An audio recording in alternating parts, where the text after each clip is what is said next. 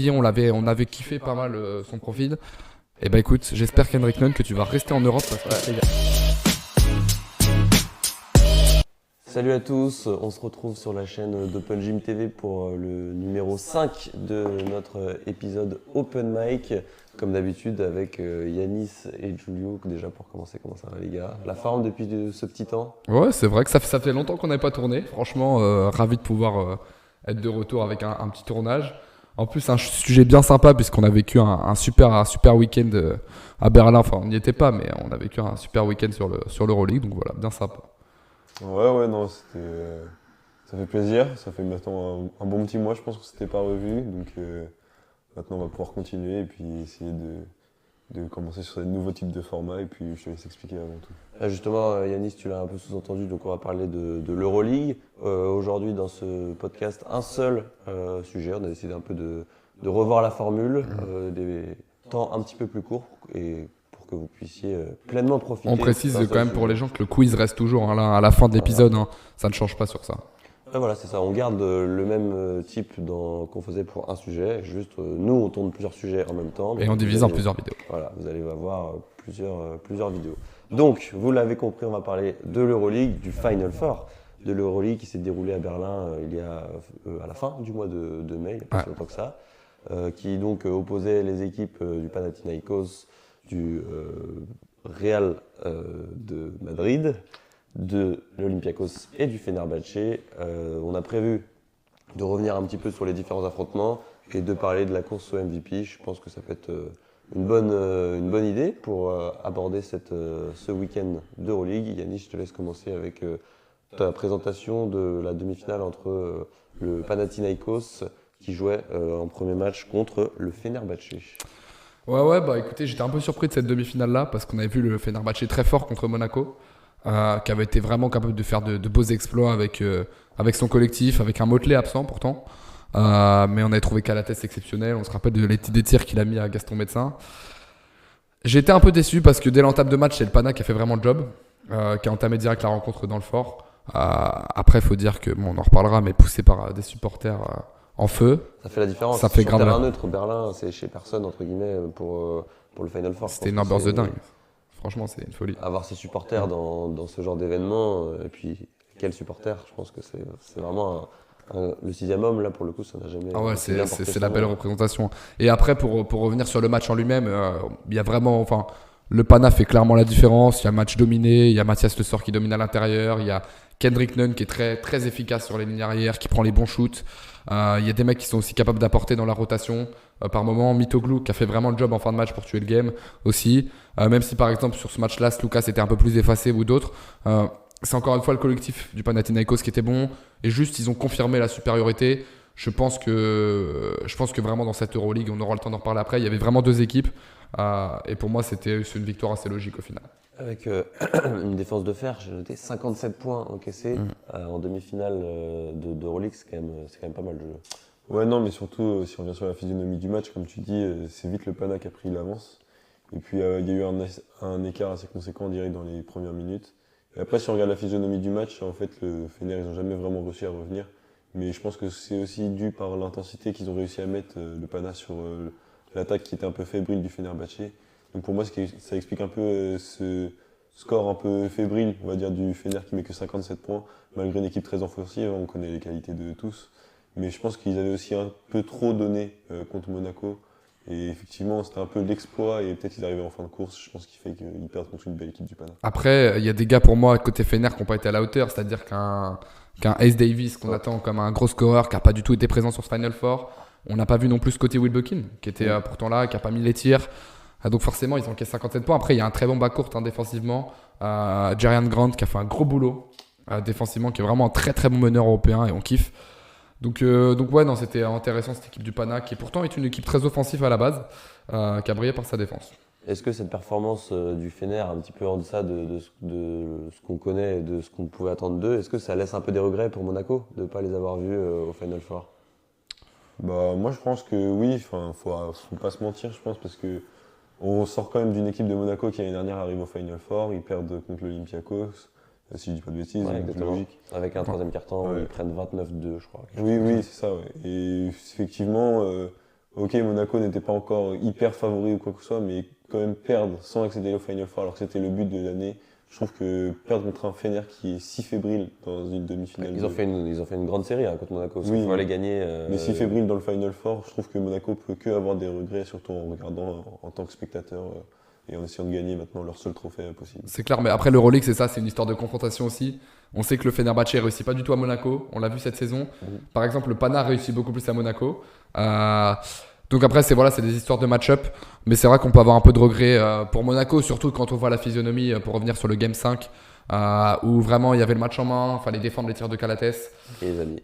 C'est ça, les amis, il y a quelques erreurs, il y a Mac James qui est un petit peu en dessous, mais bon, il y a personne qui est au relais vraiment aussi de lui. Même si Monaco a fait une très belle saison d'Euroleague, c'est vrai qu'il y a ce petit regret-là. Après, le Fenerbahçe mérite sa place. Ils sont tombés juste face à plus fort avec le Panathinaikos. Pour le deuxième match de cette journée, de ces demi-finales, c'était le vendredi de ce week-end-là. Real Madrid-Olympiakos, un remake de la finale de l'année dernière. On le rappelle, c'est Sergio Llull qui avait donné la victoire au Real sur un tir à la dernière seconde, alors que je crois qu'il n'avait pas mis un seul panier du match. C'était les seuls 2 points qu'il a marqués, je crois. Sur Mousfal. Effectivement. Donc, potentielle revanche pour l'Olympiakos ou confirmation du Real. Julio, qu'est-ce que tu retiens de cette rencontre? Eh bien, pour un match où on va dire que les parieurs ou quoi que ce soit avaient annoncé que l'Olympiakos pouvait faire l'upset, et ben en fait il n'y a pas eu match. On va dire que le Real ils ont déroulé, c'était assez facile. À part quelques joueurs de l'Olympiakos qui ont réussi à un peu sortir du lot, je pense à Alec Peters qui a fait une grosse demi-finale. L'Olympiakos n'a pas réussi à se mettre en jambes, enfin du moins je pense que le Barça les a plutôt écrasés avant même qu'il ait le temps. Donc grosse victoire du Real. Après pour moi l'Olympiakos n'avait pas de chance malheureusement dans cette demi-finale. Moi je suis très d'accord avec toi, Julio, c'est globalement le Real Madrid a dominé la rencontre et on pouvait s'attendre qu'à ça au final, parce que l'Olympiakos s'affiche quand même à un niveau un peu moindre que ce qu'on a vu l'année dernière où ils dominent vraiment la régulière. Ils sont bien classés. Là, ils arrivent avec un statut un peu d'outsider et face à l'ogre qu'est le Real Madrid, c'est compliqué. On a senti que le départ de Vesenkov dans l'impact collectif, il a beaucoup piqué. Le départ de Sulkas aussi, en tant que tueur. Alec Peters fait un très très bon Final Four. Il fait aussi, on parlera du match sans doute de la 3e place, mais il fait un très bon.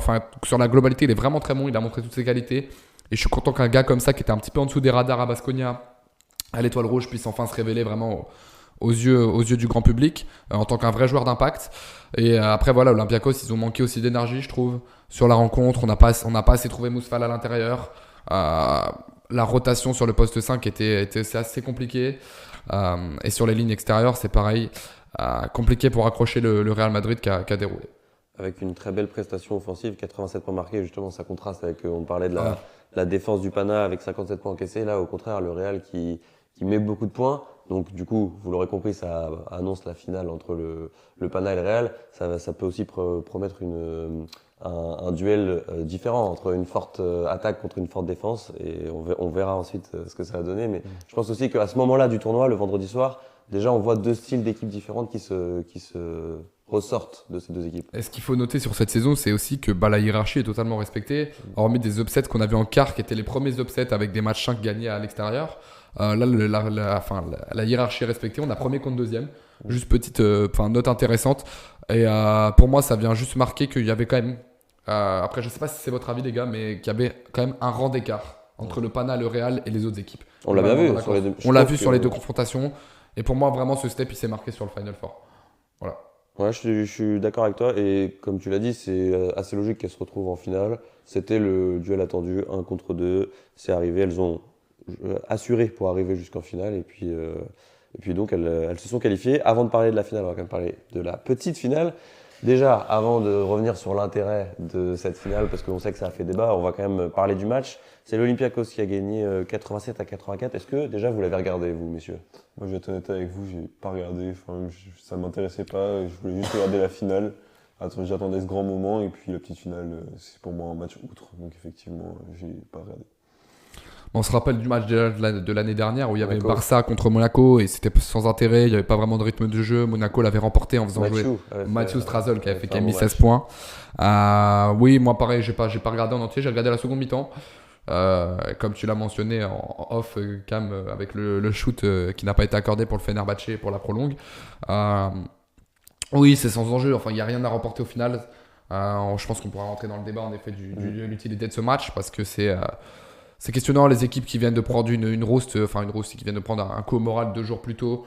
Je sais pas si elles ont très envie de jouer un match pour la troisième place, qui au final n'a très peu de crédit puisque personne n'a jamais retenu les troisièmes de la saison en termes de Final Four. Mais voilà, ça permet aussi d'établir un classement et de voir les joueurs aussi qui sont un peu plus focus sur ce match-là. Et on peut repenser à Alec Peters sur cette rencontre qui a été brillant, encore une fois, et qui a porté l'Olympiakos. Je crois qu'il a prolongé, si je dis pas de bêtises, il est toujours sous contrat l'Olympiakos dans les prochaines saisons. Et donc voilà, c'est juste aussi noter que côté Olympiakos, il y a le bon pari du Alec Peters en remplaçant de Sacha Vezenkov.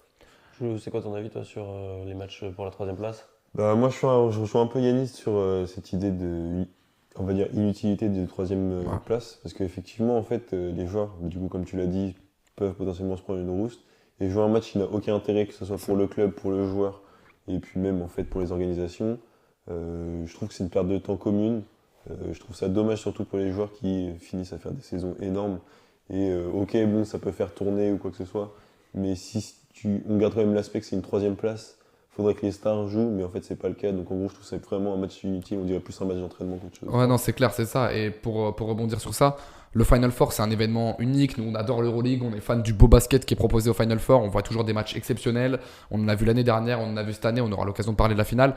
Et je trouve que ça vient un peu contraster la performance globale du Final Four avec un match qui est justement un petit peu plus en dessous en termes de gamme. Et qui vient pas forcément valoriser au final le championnat européen.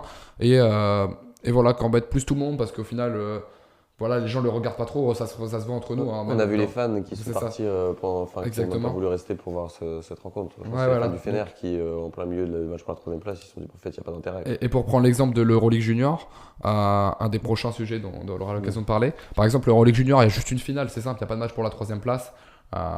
Et c'est beaucoup plus simple comme ça. Si, il y a des matchs de classement dans l'Euroleague Junior. Pas sur le tournoi final. Sur le tournoi final, il y a juste une finale. Sur le tournoi final. Après, oui, sur les autres tournois, oui.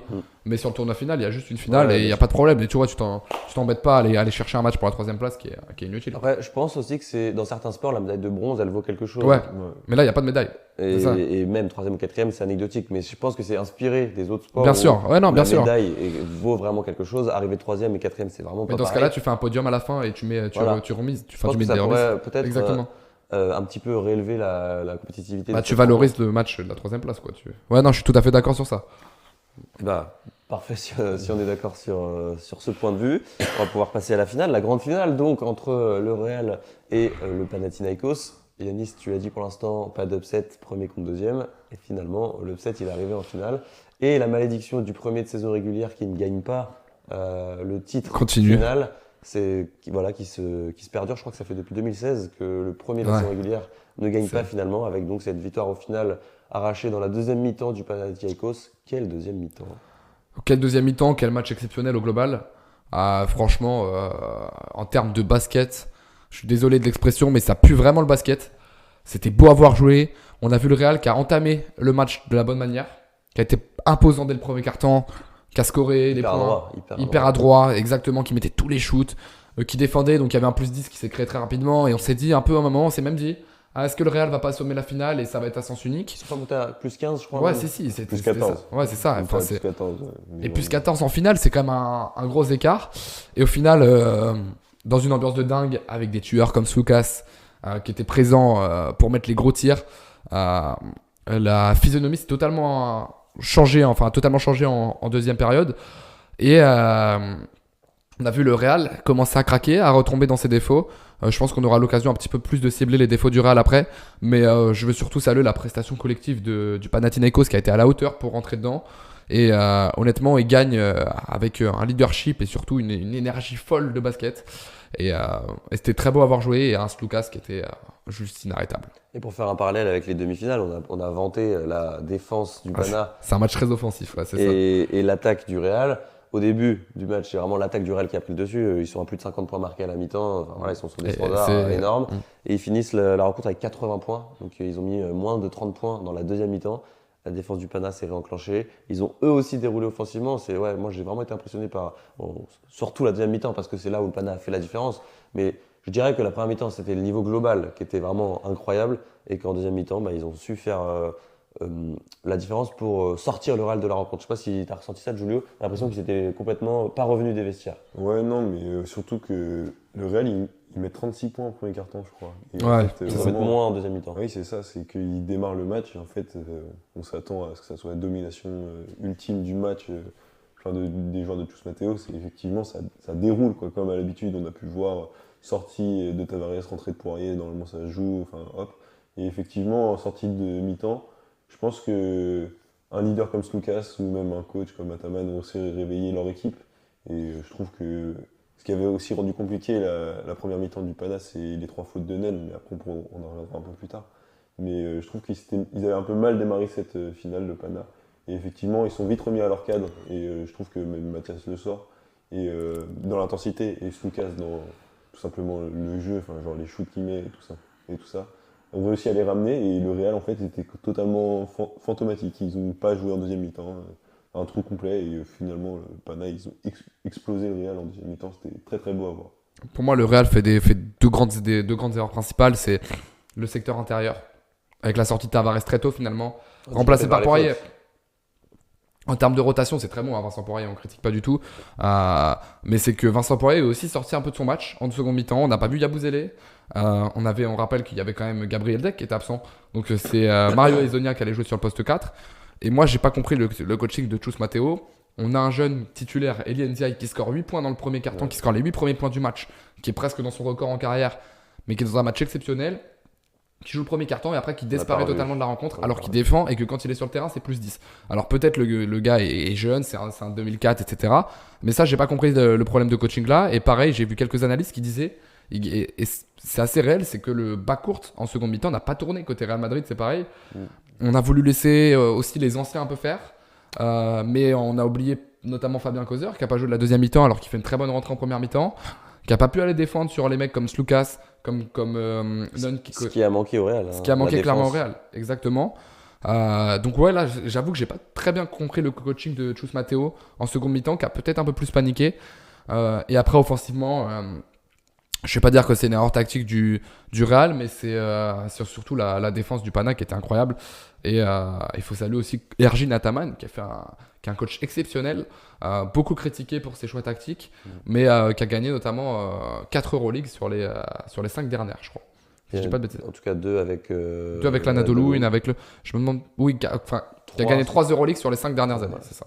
C'est un beau palmarès. C'est un beau palmarès. Pour clôturer ce petit sujet sur la finale, j'avais une stat au début de la deuxième mi-temps. Je crois que le Real fait 0 sur 10 à 3 points. Ouais. 3 points. Et c'est Lyoul qui en met un dans le quatrième. Mais enfin, voilà, ils sont passés totalement à travers. Et ça, je trouve que cette stat, elle marque vraiment le contraste avec les 36 points marqués dans le premier quart-temps. Ça rosette partout. C'est un jeu de shoot, hein, le Real. C'est ça. Quand ça rentre, c'est plus facile. Et puis là, ils sont passés au travers. Donc voilà, on a parlé de ce week-end du Final Four. On va pouvoir avoir 5 petites minutes sur notre débat du MVP de cette. C'est le MVP du Final Four, c'est pas le MVP de Ouais, non, MVP du Final Four. Qui a été attribué à Kostas Slukas. Moi, j'ai retenu 3 joueurs qui, selon moi, je pense qu'on est d'accord. Assez d'accord sur le sujet, qui auraient pu prétendre à ce titre MVP. Kostas Slukas, évidemment. Kendrick Nunn, qui fait aussi une très très grosse finale. Et notre Frenchie, Mathias Le Sort. Julio, pour toi, qui est le MVP de ce Final Four? On prend bien aussi la demi-finale en compte. Alors, dans la nuance du Final Four, et qui est un peu une continuité de la saison, pour moi, dans cette équipe-là, Mathias Le Sort aurait dû l'emporter. Mais dans la physionomie du match de la finale, je pense qu'il y a quand même, du coup, très influencé ceux qui votent pour savoir. Slukas, c'était le choix du moment présent, en fait. Mais moi, j'aurais pris Mathias Le Sort. Slukas, c'est un joueur historique, c'est un joueur qui a marqué la rencontre vraiment contre le Real parce qu'il met des shoots de dingue. Il enchaîne, je crois, 8 points d'affilée avec 2 gros shoots à 3 points. Il en met un à 9 mètres à un moment. Enfin, c'est vraiment un killer, un vrai assassin, Slukas. Donc c'est le MVP pour moi de la finale. Ça, il n'y a pas de douter, c'est le MVP de la finale. Par contre, sur la globalité du Final Four, il faut aussi regarder la demi. Il faut regarder la demi. Et Slukas, il est totalement passé à côté de sa demi. Ce qui n'a pas été impactant pour le Pana au terme de la rencontre. Par contre, Mathias Le Sort, il a été régulier sur les 2 rencontres. Il était très bon et c'est pour ça que je pense que ça a questionné tout le monde qu'on se fasse un petit peu après Fabien Causer à l'époque de Doncic qui était passé à côté alors qu'il avait fait un très bon Final Four. Mathias Le Sort passe à côté du titre de MVP, mais en tout cas pour moi Mathias Le Sort est le réel MVP de ce Final Four. On a vu tout cette stade passer, sur l'impact qu'il a eu sur les raquettes, avec je crois que c'était le total de points marqués par les intérieurs du Fener plus ceux du Real Madrid face à lui. Et c'était une stat hallucinante par rapport au temps joué. Et une petite mention quand même honorable à Kendrick Nunn qui, oui, rentre dans le débat, mais surtout Kendrick Nunn, moi je dis qu'il a des très très grosses coronesses qui arrivent en cours de saison, Qui s'est bien adapté au qui s'est basket très bien européen. adapté au basket européen. Et c'est un mec, Kendrick Nunn, qui trash talk gentiment sur les réseaux. Avant on les le voit, matchs. avant les matchs. Et Et qui répond sur le terrain. Qui est un vrai joueur qui pue le basket. Et qui vibre aussi avec ses fans. On l'avait vu en NBA, on avait kiffé pas mal son profil. Et bah écoute, j'espère Kendrick Nunn que tu vas rester en Europe parce qu'il se régale. C'est vrai, je suis d'accord avec toi, je pense que c'est une bonne recrue. C'était un pari, parce que des gars qui viennent de NBA pour jouer en Europe, on en a vu réussir. On en a vu beaucoup de aussi flops, bien, on a vu en beaucoup de pas flops. vu beaucoup. Voilà, c'est ça que je voulais dire, c'est qu'au final, que ça marche aussi bien et surtout aussi rapidement. Parce qu'une demi-saison, il arrive, bon, il n'est pas tout seul, il est hyper bien entouré, mais voilà, ils sont allés chercher le titre. Et moi, je pense que, pour donner mon avis, je suis d'accord avec vous. MVP du week-end, je dirais Mathias Le Sort, MVP de la finale Kostas Sloukas. Mais je voulais vraiment souligner Bon, moi j'ai vu surtout la finale de Kendrick Nunn parce que justement en backup, enfin ils sont ensemble sur le terrain, mais en relais de Sloukas, mais gros shoot de Sloukas, mais Nunn aussi, il va chercher les fautes. Hyper important justement dans cette volonté de mettre un petit peu, pas Sloukas de côté, mais voilà, lui aussi peut prendre du relais pour faire des passes, Sloukas, et derrière ça score quand même. Et c'est ce qui explique le score de 95 points par le Panathinaikos en finale. Et si Sloukas fait revenir le Panathinaikos contre le Real, Kendrick Nunn, dans le premier quart-temps, c'est lui qui maintient l'écart à 10 points. Parce qu'ils auraient plus complètement pété le Pana. Et c'est lui qui va chercher les gros shoots, qui va chercher les trucs pour aller, les points, aller scorer. Donc c'était vraiment intéressant. Et je pense que, honnêtement, pour revenir sur la globalité du fait qu'on ait choisi Mathias Le Sort, il n'y a pas du tout de chauvinisme là-dedans. Honnêtement, même si on adore Mathias et qu'on n'est pas de français, c'est juste que si on se rend. On essaie d'être objectif. Voilà, on essaie d'être objectif. Et la réalité, c'est que c'est un titre qui se base sur la compétition. Et que voilà, sur la compétition, c'est lui qui a été le meilleur. Voilà. Vous savez tout sur nos avis sur ce petit Final Four. N'hésitez pas à nous dire ce que vous en avez pensé, que ce soit pour le titre de MVP ou pour le week-end tout simplement. Avant de conclure cet épisode, on va passer au quiz. Évidemment, le fameux quiz préparé par Giulio. Je crois que je me rappelle plus vraiment des scores, on en est où là? Il y avait égalité entre Yanis et moi. Ouais, vous étiez revenus, moi j'ai très mal fait, j'ai très mal joué sur 3-3-1. Non, T'es à deux je crois que j'étais à 2. 3-3-2 alors. Ouais, 3-3-2 et moi je perds sur le Stade Louis II, les trucs comme ça. Oui, c'est vrai. Parce qu'il dit C'est ça. ça. Et donc il y a 3 pour Yanis et 3 pour moi, puisque c'est Giulio qui pose les questions. On va savoir qui reprend l'avantage dans cette compétition des quiz. Intéressant. Donc on le rappelle, le quiz est évidemment en lien avec le sujet qu'on a traité juste avant. Donc tu vas parler Final Four Euroleague, il me semble. Final Four Euroleague. Du coup, ouais, effectivement, on va pouvoir démarrer sur cette première question. Donc, comme vous le savez, l'Euroleague, au fil des années, ça a changé un peu de formule. Et la dernière rencontre tient de. La dernière démarre en 2002. Et en fait, je voudrais savoir c'est qui a gagné cette dernière formule en 2002. Et je dirais c'est à Bologne. Voilà. La première de la dernière formule, je veux dire. De la plus récente. Oui, c'est ça. J'ai même le MVP de la finale. Il se fout de ta gueule. Non, je rigole. Je suis pas du tout sûr de moi, je suis pas du tout serein. Je sais pas pourquoi, je pars sur ça. J'ai mis le Barça. J'ai mis Virtus Bologne. Et bah, les gars, c'est tous les deux faux. C'est le Pana qui va la remporter. Ah putain. Et c'est effectivement, par contre, contre Bologne. Mais, Ouais, parce que j'ai pensé en fait les années 2002, tout ça c'est Ginobili qui est chaud. Ouais, non, oui, c'est ça, effectivement. C'est l'époque Ginobili où il y a Rigaudot aussi. Possible, ouais. À domicile en plus. 2002, ouais, à Et domicile. ils gagnent en 2001. Ils gagnent en 2001 si je dis pas de Ouais, ils bêtises. gagnent en 2001 et ils perdent chez eux. Bon, 0-0. 0-0. Donc on va passer à la deuxième question. Donc là, on va revenir un peu en arrière. Donc c'est en 1991. Il y a une équipe qui a remporté pour la 3e fois de suite un titre consécutif de gagnant de l'Euroleague. C'était contre le Barça, cette dernière en 91. Quelle équipe c'était? Oh. La vache. Alors, je tiens à le dire, c'est une équipe bien spéciale, donc essayez de chercher loin dans vos tranchements. Je veux dire que Est-ce que c'est une équipe qui est actuellement en Euroleague ou pas? Non, c'est une équipe qui n'est pas actuellement en Euroleague et qui était à l'époque assez menée par des jeunes, du moins dans les premiers titres qu'ils ont eu dans ce triplé. Ah, je crois que j'ai, mais en fait je ne sais plus. Moi, j'ai pas du tout. J'avoue, c'est erroné de ouf. En fait, c'est l'époque 80, faut se penser qu'il y a quand même, c'est une époque où il y a Il y a Split, il y a tous les clubs comme ça, tu vois. Il y a Trévissé, il y a tous les clubs comme ça. C'est quelle année 91. C'est leur 3e titre, Ouais. 91. Tu sais, c'est les années de Limoges, donc Ouais. c'est enfin, Bah, les c'est pour années. ça, Limoges 93. Donc, Donc c'est les années où il y a Trévissé, Split et tout, mais moi j'ai pensé à une autre équipe. Mais je suis pas sûr, je sais pas, en fait je connais pas l'appellation. moi je mettrais Vise. Si je t'ai donné, j'ai trop le seum. Moi je mettrais Vise. Moi j'ai mis l'ULEB, c'est les gars. l'union des basketteurs, je sais pas quoi, il y avait une équipe comme ça, non? Ah ouais, mais c'est pas ça malheureusement. Ce qui est assez rigolo, c'est que Yanis l'a cité, effectivement, c'est Speed qui a Oh remporté putain, par l'amitié. mais voilà, mais pourquoi j'écris pas, putain? Ouais, effectivement, c'est dommage. Bon, on reste toujours sur un petit score de 0-0. Putain, On a connu mieux comme début. niveau. Ouais, c'est ça. purée, non, je suis là, j'avoue que je suis un peu. Ah, franchement, les questions, c'est pas facile. Ouais, les questions sont hard, hein. Franchement, on part sur des bases anciennes. On va revenir. Effectivement, c'est une question un peu plus simple, qui est pas trop liée au Final Four, mais bon, c'est quand même pour voir si vous suivez effectivement.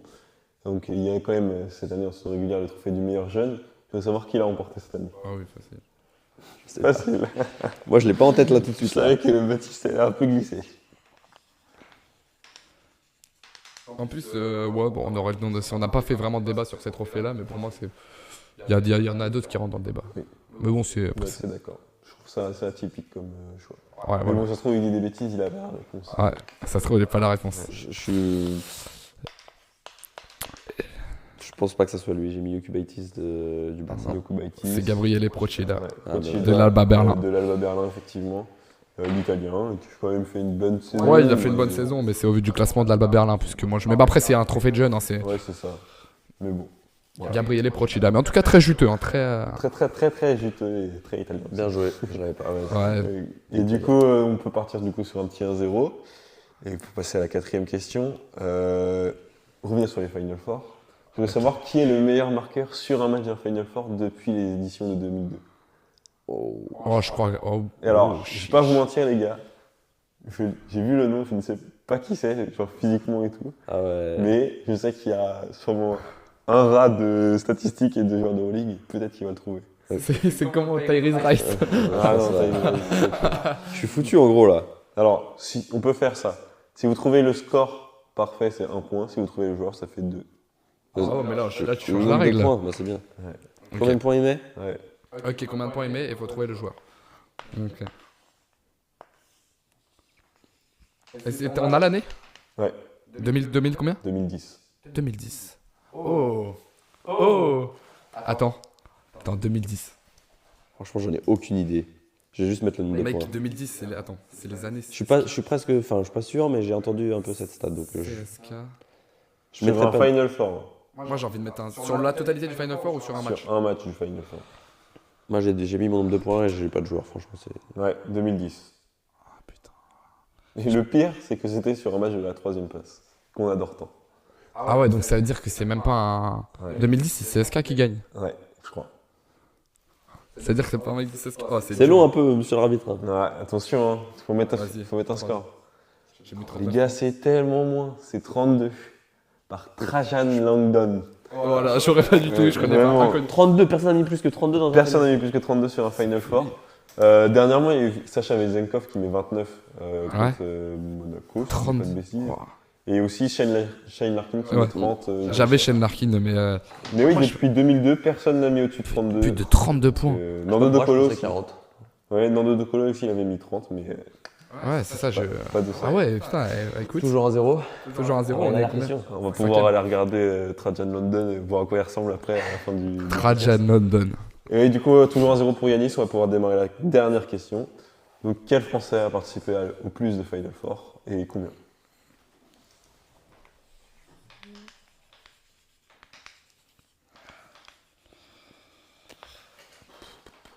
Je suis même pas sûr. Franchement, je suis nul là aujourd'hui. Ah, ouais, j'ai un doute. Allez. Rigaudot 4. Bon. Alors, il y a un bon nom parmi les deux. C'est Mais j'ai- Yanis qui trouve le bon, Fabien Causeur à 5. Il en a fait Non, moins. non, à 6. Il en a À fait six. 6. Ouais. Mais Rigaudot a sûrement peut-être en fait 4, mais c'est pas lui le meilleur.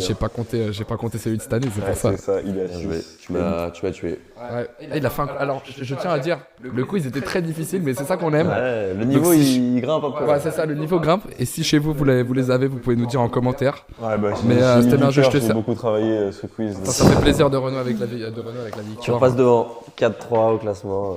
Et du coup, tu restes à 2 pour l'instant. Ouais, après, il faudra faire une VAR pour voir le nombre de points, parce que je sais pas si je suis à 2. Ouais, mais on fera un petit décompte. On vérifiera tout ça. On Ouais, vérifiera ça tout On ça. demandera à la pro de nous refaire ça.